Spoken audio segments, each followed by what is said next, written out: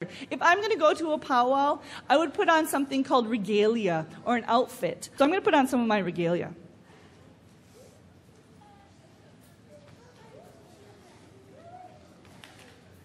Our drums are considered to have life. They're considered to have spirit. So my drum, this drum here, I received as a gift from my mom. And I take really good care of this drum. I hold a feast. I invite people over to help me eat on behalf of the spirit of this drum.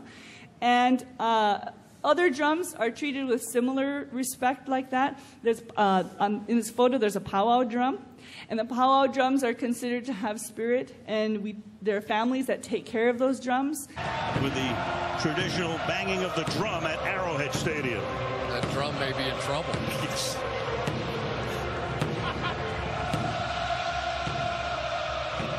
I want us to think together about images. Images of American Indians.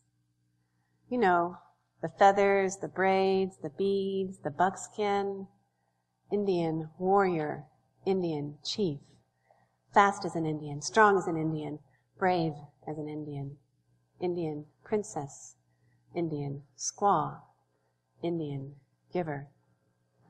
All of these images and meanings form like wallpaper on the insides of our minds. They're ever present and yet invisible.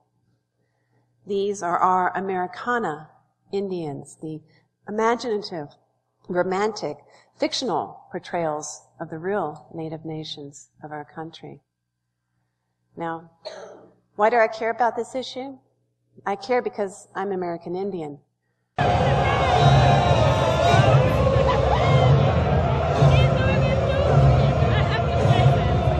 My tribe, the Chiricahua Apaches, recognize all of southern Arizona and New Mexico as our homelands.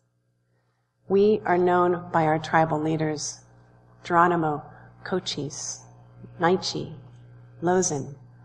You know, the angry ones, the fighting ones.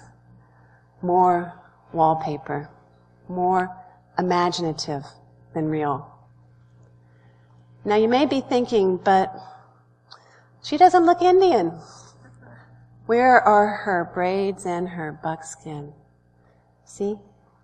There's the wallpaper, the ever-present expectation of Indianness from the Western movies and the storybooks. These fictions create confusion when they meet reality. These fictions can also cause harm when they replace reality.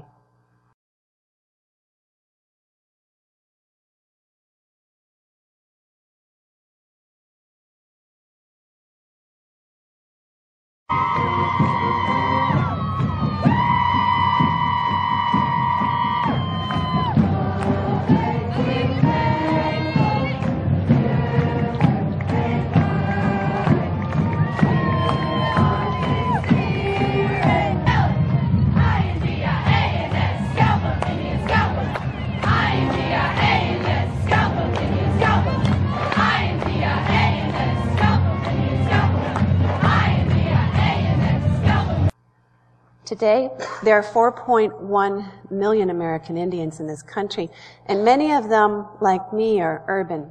In fact, New York City has 100,000 American Indian people, while here in Albuquerque, there are 33,000 American Indians. Now, we don't all look or act or behave or believe in the same things. In fact, there's not just one way to look or act or to be Indian. We are as diverse as the 562 sovereign nations. Now, I'm a college professor, and I've observed that youth culture feels very comfortable appropriating American Indian images and dress at Halloween, during games with sports mascots,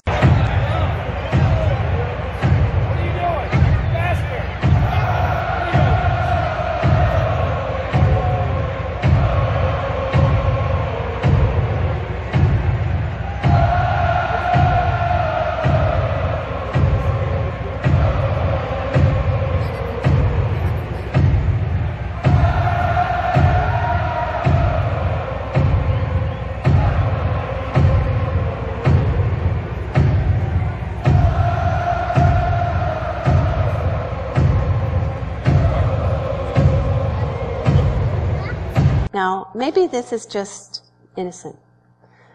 They're just playing. But if so, why is it that we've stopped dressing as Aunt Jemima and the Frito Bandito, but we continue to dress as American Indian people? And what is it about the sexy Indian squaw that seems ever present in the American imagination? I typed in the words Hispanic girl.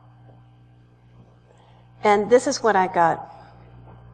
Beautiful young girls and women, they're going to school, they've got careers, they've got dreams. Then I typed African American girl. And I got much the same. Young girls and women look at the camera lens with complete self-confidence. Then I typed in American Indian girl.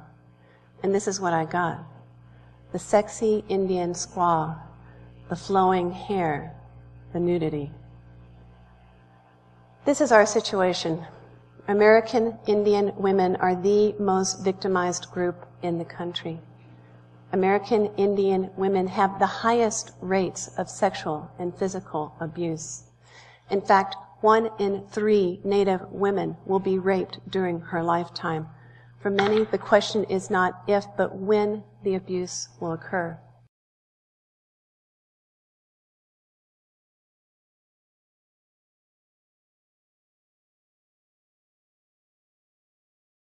While the consumer may be thinking exoticism and allure, I am thinking bruises, blood, and trauma.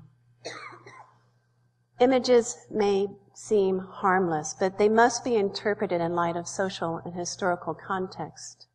The United States government has long waged a war on Native women's bodies, including rape in military action, boarding school abuse, forced sterilization.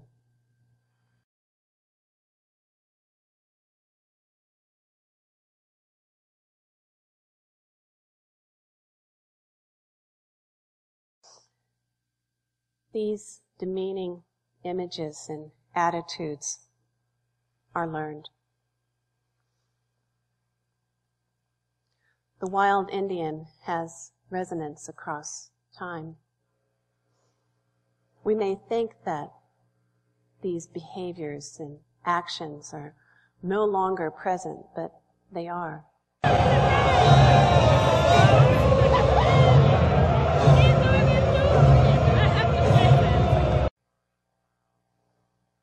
Fall 2012 saw the designer Paul Frank, the band No Doubt, and Victoria's Secrets all launch ad campaigns using the feathered headdress, an item that is sacred to Native peoples. Native advocates and their allies were swift in their protest, and all 3 companies later withdrew their ads with an apology. But the damage was largely done. Internet hate and intolerance replaced what could have been a considered conversation about Native peoples and their culture and history. We can do better. Demeaning images and attitudes are learned. Parents, take note. If Indian-themed birthday parties are okay for your kids, when they grow up, they're going to go to parties and dress as Indians. If your school sponsors events where they ask students to dress in paper bag feathers, then these kids are going to go to college and they're going to dress in paper bag feathers.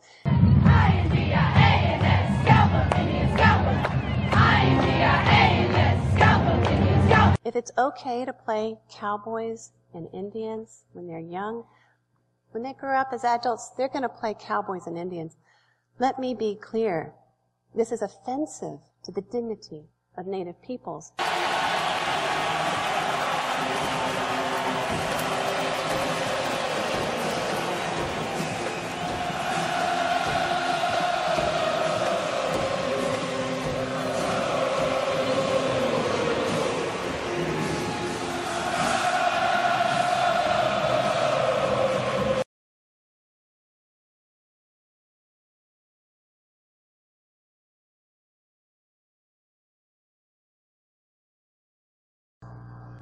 The American Indian College Fund's ad campaign is Think Indian. What I want you to do is more than think Indian. I want you to consider the Native perspective. Then I want you to think about your own assumed wisdoms, and I want you to have a conversation. Parents, think about your kids' future. Teach them to respect difference.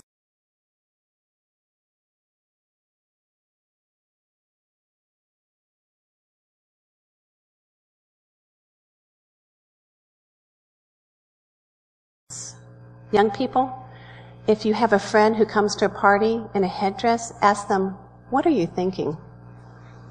Consumers, choose not to buy derogatory products. Buy Native products from Native people. What I'm asking for is simple. Think twice. Speak out.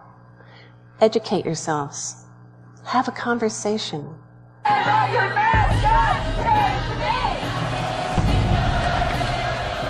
That to me is not honoring somebody. That to me is demeaning. We are people first, not redskins. We are not scalps. We are not chiefs. We're not squaws. We're done having people not hear us. And I think we're done playing nice. We're not going to stop. We're not going to stop. We're not going to stop.